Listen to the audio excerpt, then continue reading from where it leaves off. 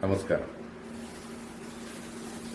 സിനിമയിലും ആൽബങ്ങളിലും ഒട്ടേറെ ഗാനങ്ങൾ നിർവഹിച്ച ശ്രീനി ചേറോട്ടും അതേപോലെ തന്നെ ആലാപനത്തിൽ സിനിമയിലായാലും ആൽബങ്ങളിലായാലും കഴിവ് തെളിയിച്ച അജിത് നാരായണനും ഒരുമിക്കുന്ന ഒരു പുതിയ കവിതയുടെ പേര് കിളിപ്പാട്ട്.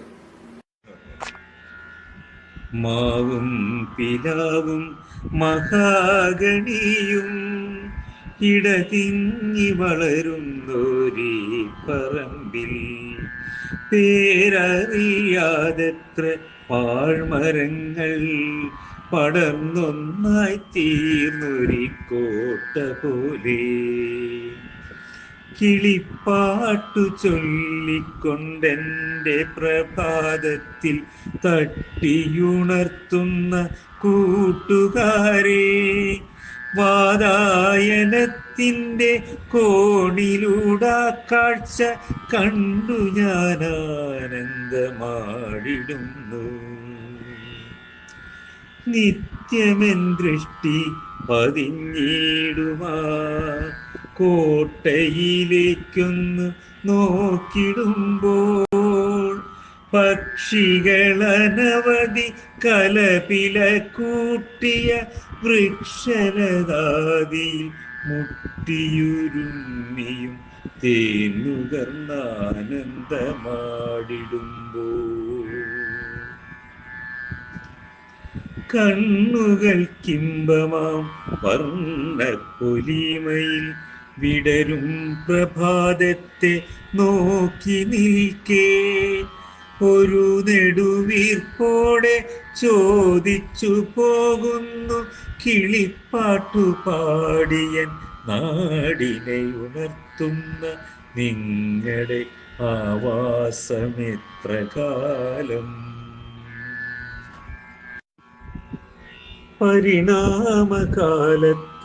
പാതയൊരുക്കുവാൻ അധികാരികൾ മരം വെട്ടിടുമ്പോൾ മഴുവീഴും ശബ്ദത്തിൽ ചിറകടിത്തേങ്ങലായി വാനിലുയർന്നു മുഴങ്ങിടുമ്പോൾ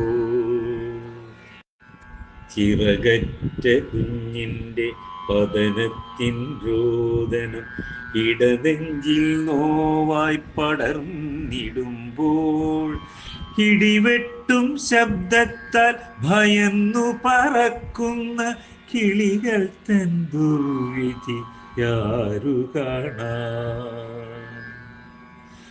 ഇനിയൊന്നൊരുക്കണം പാതയൊന്നിവിടെയായി, അതിവേഗമെത്തണം നഗരത്തിൻ ചുറ്റിലും വയൽ വെട്ടിച്ചിറതൂർത്തു പാതയൊരുക്കണം, ദൂരം കുറഞ്ഞില്ലാതായിടണം.